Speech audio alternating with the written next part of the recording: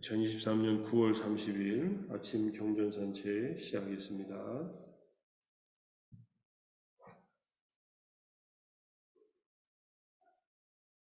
법구경 119번째 개송, 그 다음에 120번째 개송 두 개를 쌍으로 같이 보겠습니다. 악행이 익지 않는 동안 악을 행한 자도 행운을 본다. 그러나 악행이 익으면 악한 자는 악을 보게 된다. 악행이 익지 않는 동안 그가 행한 몸의 악행, 몸과 입과 마음으로 지은 악행 등으로 행한 악한 업을 행한 자도, 악한 업이라고 이제 설명이 되어 있고요. 이전의 선한 행위의 힘에서 오는, 이전에 악을 행하기 전에 선한 행위가 있다면 그런 힘에서 오는 즐거움, 행복을 본다. 행복을 경험한다. 그러나 그 악행이 익으면, 악행이 이제 드러날 조건이 갖춰지면 악한 자는 괴로움을 보게 된다. 괴로움을 경험한다. 우리가 세상에 나쁜 놈이 잘 사는 거 보면서 인과도 없고 인광보도 없고 연기법도 틀렸다 이렇게 생각하는 사람들이 있잖아요. 그건 이제 전체적인 맥락에서 못 봐서 그렇다 이런 얘기입니다. 연결해서 120번 선행이 익지 않는 동안 선을 행한 자도 악을 본다. 그러나 선행이 익으면 선한 자는 선을 보게 된다. 선행이 익지 않는 동안 몸과 입과 마음으로 행한 선행동으로 선한 업을 행한 자도 이전의 악한 행위의 힘에서 오는 괴로움을 본다. 그러나 그 선행, 괴로움을 보면은 이제 이전의 악한 행위에 의한 과보가 의해서 이제 다 사라지고 나면은 선행이 익으면 선한 자는 행복을 보게 된다. 즐거움을 보게 된다. 그래서 이제 앞과 뒤에 이제 주석서가 같은 내용입니다. 신체적 악행 등 악한 업에 연루된 사람도 이전의 선한 행위의 힘에서 오는 행복을 누리면서 행운을 경험한다.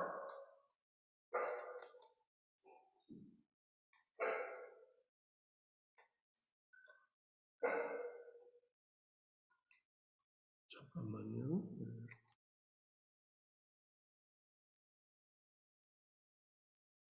그래서 악행이 성숙되지 않는 한, 즉 그의 악한 행위가 바로 이 생에서나 내세에서 결과를 내지 않는 한, 악한 행위가 이 생에서 결과를 내지 않을 수도 있습니다. 또는 바로 다음 생에서 내지 않을 수도 있습니다. 그런 한 이제 행복을 경험하는데, 그러나 악행이 익으면 악한 자는 악을 본다. 즉 그의 악행이 이 생이나 내생에 영향을 미치게 이제 성숙하게 되면 그는 이 생에서 다양한 우여곡절을 겪게 되고 내세 다음 생에서도 악처의 괴로움을 경험하게 된다. 이런 뜻입니다. 내용상 어렵지 않은 내용이니까 여기서 바드라라는 말이 있어요. 바드라는 빨리어로 받다라고도 하는데 행운의 뭐 이런 뜻이고 좋은 징조. 그래서 바드라는 이제 깔야나 선과도 같은 뜻입니다. 그 다음에 그래서 바드라 깜마라는 말이 이제 바로 까야 수차리타라고 해서 몸의 선행등이다 이렇게 설명이 되어 있어요. 사만타 바드라 하면은 보현보살이에요. 이 행운이 두루 가득 찬 분 이런 뜻입니다. 이거는 뭐 대승의 보살 이름이지만 그 다음에 신체적 선행 등 선한 업에 연루된 선한 사람도 이전의 악한 행위의 힘에서 오는 괴로움을 경험할 수 있다. 이 생에서 선하게 주위에 피해 안 끼치고 착하게 사는 사람들이 이러한 이전에 행한 악한 행위의 힘에서 오는 괴로움을 경험할 수 있다. 하지만 선행이 성숙되지 않는 한 그렇다는 거고요. 그러니까 금생에 행한 선한 행위의 결과가 이 생이나 다음 생에 바로 나타나지 않으면 고통을 경험할 수 있다는 얘기고, 그러나 선행이 익으면 선한 자는 선을 본다. 선을 본다는 것은 행복을 경험한다는 얘기니까요. 그의 그 선행의 영향이 효과를 발휘할 때 선한 사람은 이 생에서 이득과 존경과 같은 행복을 즐기거나 다음 생에서 천상의 행복을 누린다.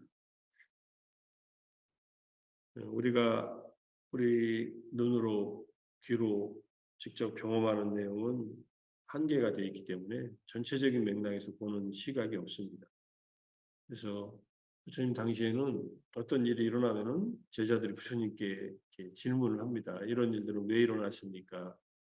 이런 일은 어떻게 일어났습니까? 하면 부처님이 앞뒤의 맥락을 특히 과거 생에 어떤 조건이 있어서 어떤 업이 있어서 이런 일이 일어났는가 하는 것을 이제 설명해 주면 제자들은 그걸로 이해를 하고 이제 넘어가는데 우리에게 그렇게 설명해 주는 부처님과 같은 업과 그 과보를 완전히 이해하고 있는 그런 분이 없기 때문에 우리 나름대로 판단해서 이렇게 저렇다 하고서 결론을 내릴 수도 있지만 그것은 한정된 경험에 의거하기 때문에 온전하지 못하다 이렇게 볼 수 있습니다. 예컨대 열심히 수행한 사람이 어떤 불의의 사고로 죽을 수도 있습니다. 또는 아주 잘못된 일을 행한 사람이 우리가 보기에는 그냥 부와 이득과 존경을 얻으면서 사는 것처럼 보일 수도 있는데 그들이 행한 현생에서의 업이 무르익으면은 행복의 경험이 사라지고 고통과 불행의 경험이 다가온다는 그런 얘기입니다. 이렇게 할 필요는 없어요. 누가 악을 행할 때 저 사람이 빨리 저 악의 과보가 나타나서 그냥 좀 괴롭기를 이렇게 바랄 필요는 없습니다. 그렇게 남이 잘못되기를 바라는 것은 나의 악행이에요, 사실. 타인에게 나쁜 의도를 품는 거잖아요. 그게 악의입니다. 비악과다. 그것은 나의 악행이기 때문에 내가 그렇게 누군가의 잘못되기를 바라서는 그는 좋은 일은 아닙니다.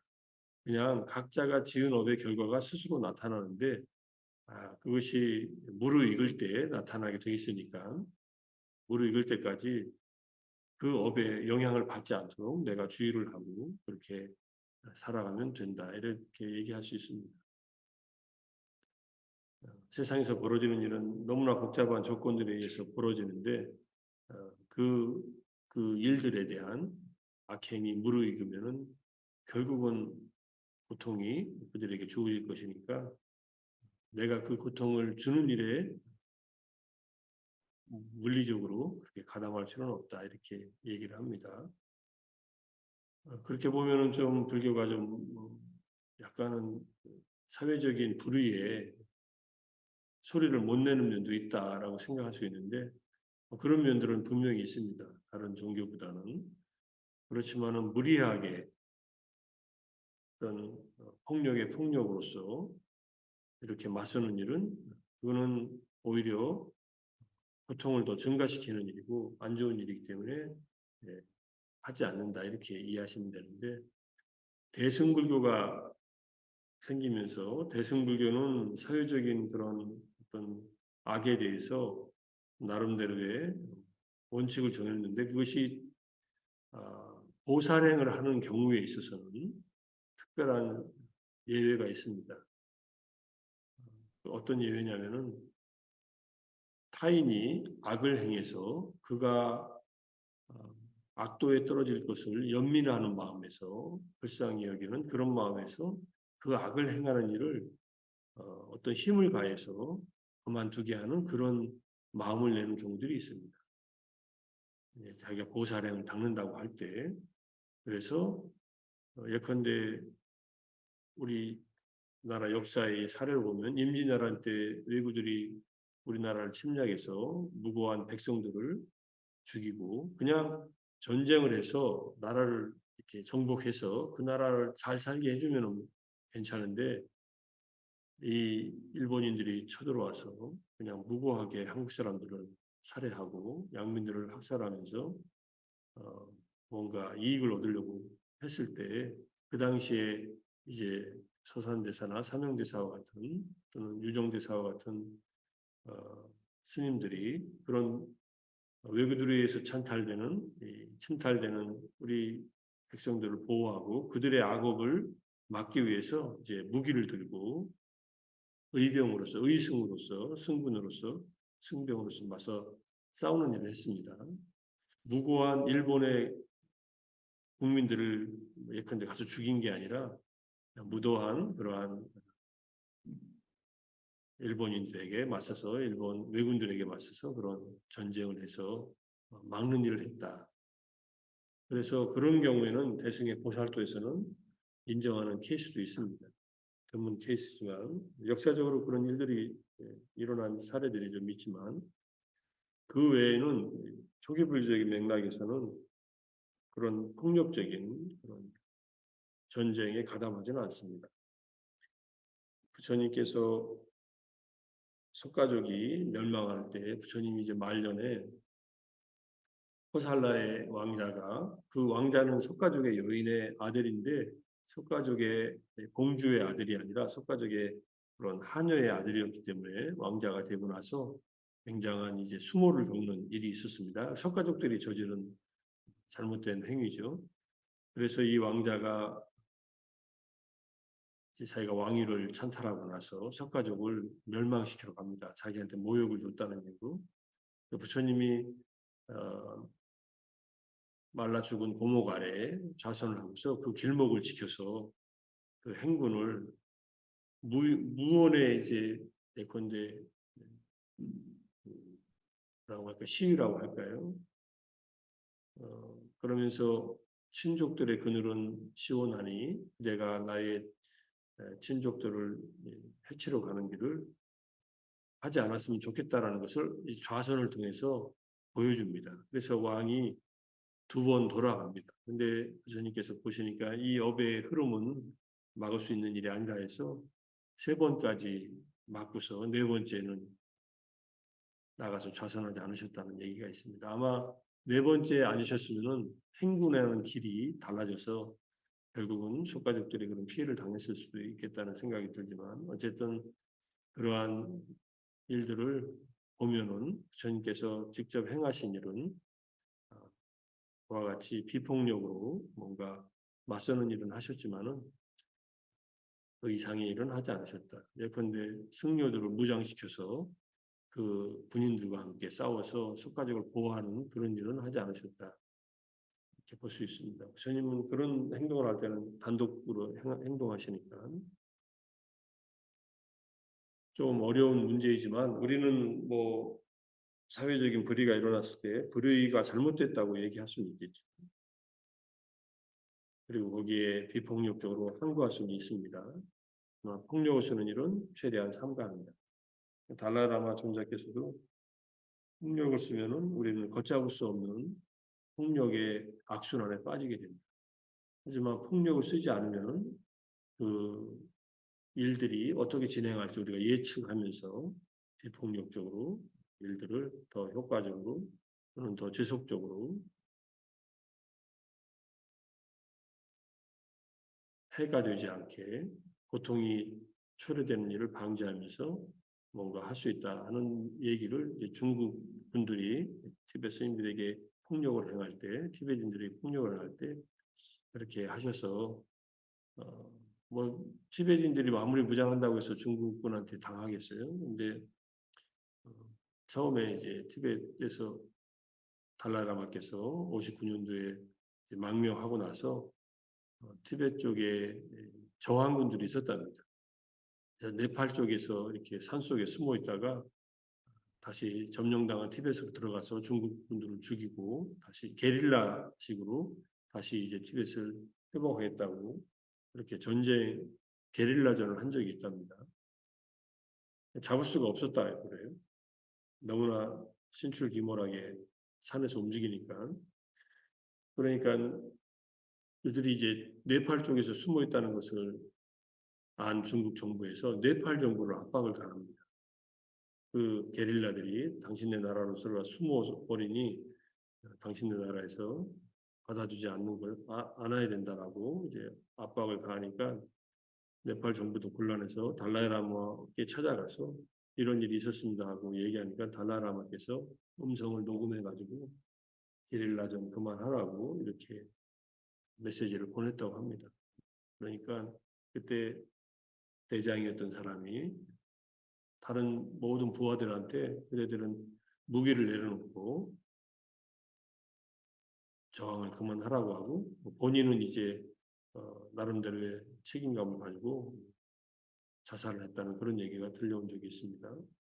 어쨌든 달라이라마께서 얼마나 마음이 안 좋겠어요. 동족들이 이렇게 피해를 봤는데 그렇지만은 무력으로 항쟁하는 것, 무력으로 대하는 것은 결국은 끊임없는 원한의 양상밖에 없다는 것을 아셨기에 그렇게 얘기하셨다는 내용이 있습니다.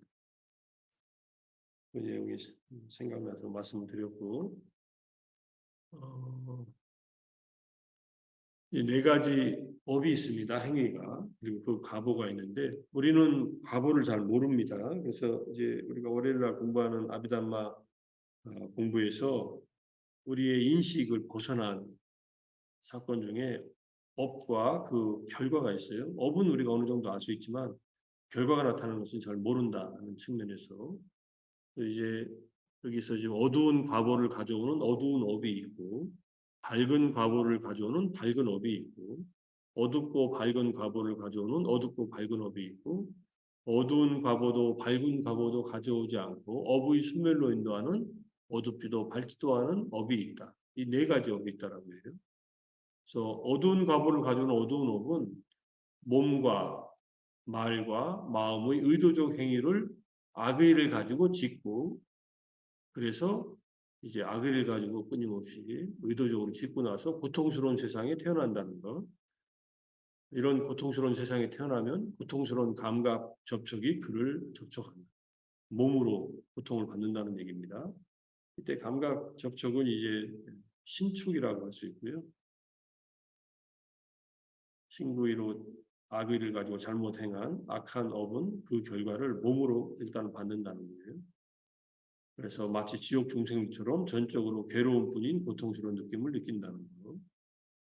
그래서 업의 상속자이니까 어두운 과보를 가져오는 어두운 업을 짓지 말라 이렇게 얘기하신 거고 그 다음에 밝은 과보를 가져오는 밝은 업 악의가 없는 몸의 의도적 행위 말의 의도적 행위 마음의 의도적 행위 악의가 없다는 말은 자애에 근거한 자애심 자비심에 근거한 신구의 행위를 말합니다. 그렇게 이제 행위를 하면은 고통 없는 세계에 태어나고 고통 없는 세계에 태어나서 고통 없는 감각 접촉을 경험한다. 즐거움, 행복을 경험한다는 뜻이죠. 그래서 변종천의 신들처럼 전적으로 즐거움뿐인 고통 없는 느낌을 느낀다. 그러니 업의 상속자인 중생들은 밝은 과보를 가져오는 밝은 업을 지어야 한다. 이렇게 말씀하신 거고 그 다음에 어둡고 밝은 과보를 가져오는 업은 악의가 있기도 하고 없기도 한 신구의 삼업을 짓는다. 때로는 악의가 없고 때로는 악의가 있는 업을 짓는다는 거예요. 누가 그렇게 사느냐 하면은 밑에 나와 있습니다. 일부의 신들이나 또는 일부의 악처에 떨어진 자들 또는 인간들이 이런 행위를 합니다. 여기 지금 중간에 인간들과 일부의 신들과 일부의 악도에 떨어진 자들처럼 괴로움과 즐거움이 섞인 고통스럽기도 하고 고통이 없기도 한 느낌을 느낀다는 것. 일부의 신들은 여기서 보면 6개의 신들을 말하고 그들은 때로는 더 강한 신들을 보면은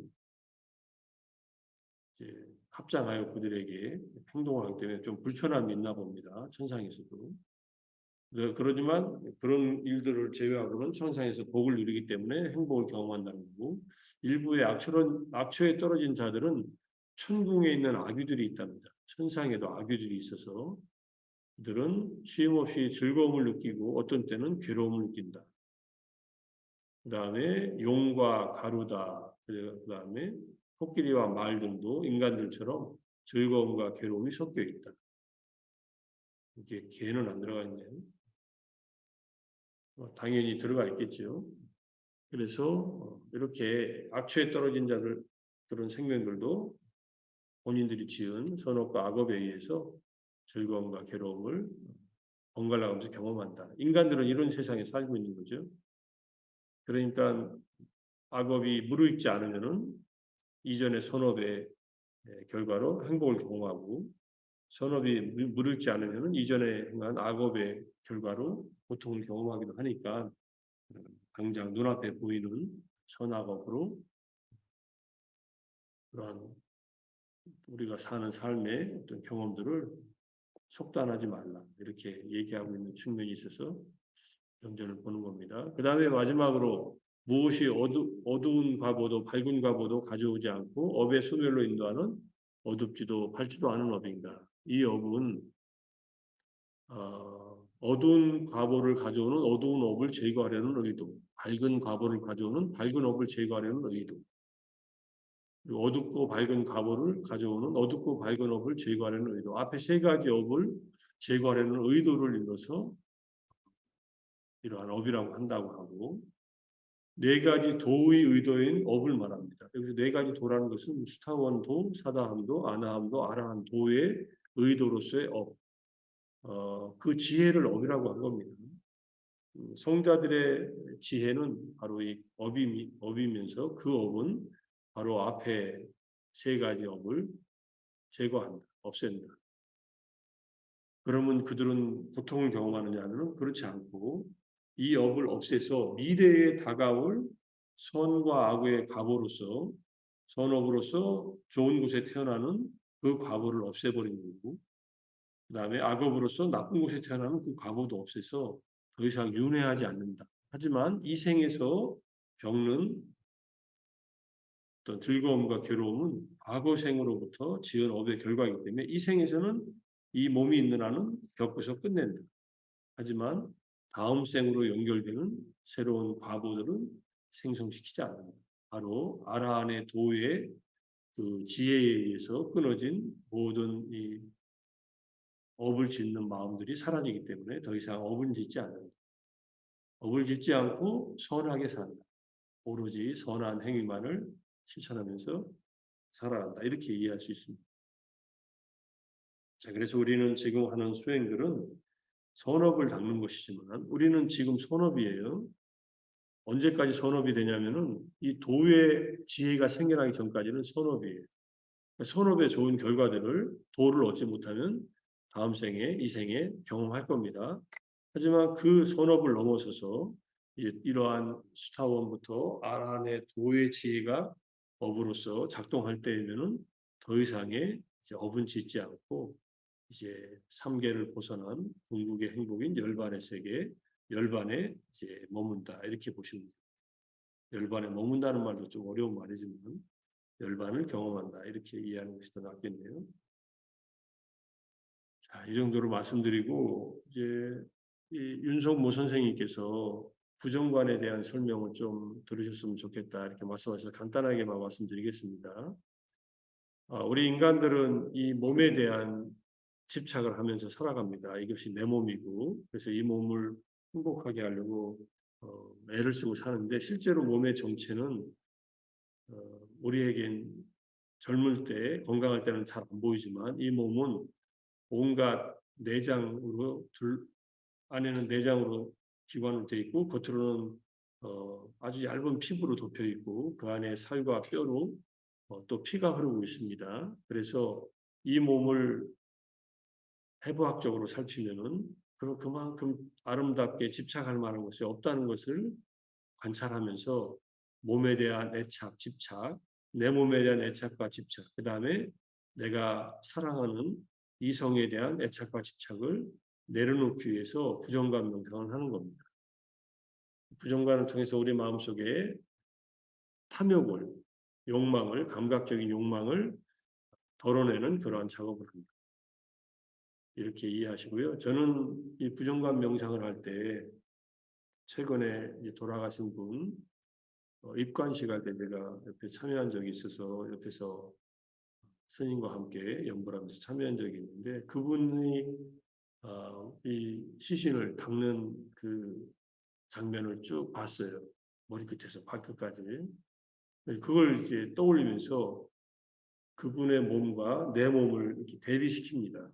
나도 죽으면 저렇게 돼서 저렇게 핏기 없는 피부로 돼서 결국은 버려질 몸인데 뭐 화장해서 태우거나 뭐 매장에서 묻어버리거나 그런 몸인데 하는 것을 떠올리면서 몸에 대한 애착, 집착의 마음을 덜어내는 그 순간에 떠올립니다. 그래서 몸에 대한 애착을, 몸에 대한 집착을 내려놓으면은 몸이 좀 불편하고 아플 때 또는 죽어가는 상황에서도 이제 몸에 대한 애착을 내려놓는 그 훈련이 더욱더 마음이 더 자유롭게 고통을 경험하더라도 짜증내지 않고 죽어가는 몸이 마지막 순간에라도 지혜롭게 이 몸을 내려놓고 갈 수 있는 그런 마음이 될 수 있기 때문에 부정관 명상을 강조하는 겁니다. 탐욕을 버리는 방법은 부정관과 그다음에 보시행입니다. 내가 갖고 있는 소유물을 나누거나 이런 보시행과 그다음에 내 몸에 대한 부정관을 통해서 몸에 대한 집착, 애착을 내려놓는 일 두 가지를 통해서 탐욕을 극복하는 수련을 하는 것이다. 이렇게 이해하시고 나중에 제가 또 마음챙김 확립 수행에서 이 파트에 대한 것을 제가 그 동영상을 공유해 드릴게요. 한번 보시고서 참고 삼으시면은 좀 더 이해가 되지 않을까 생각합니다. 오늘은 여기서 마무리하겠습니다. 우리가 지은 업이 선한 행위를 거듭거듭 행해서 좋은 결과가 나타나되 선도 악도 다 끊어낼 수 있는 성자의 깨달음의 업을 짓는 일에 게을르지 않아야 우리가 또 다른 윤회를 통해서 받는 고통이 없다는 것을 잘 이해하시고 선한 업을 행하자 하지만 도의 업도 축적해 나가자 이렇게 이해하면서 오늘 아침 경전 단책 마무리하겠습니다. 수고하셨습니다. 감사합니다. 감사합니다. 감사합니다.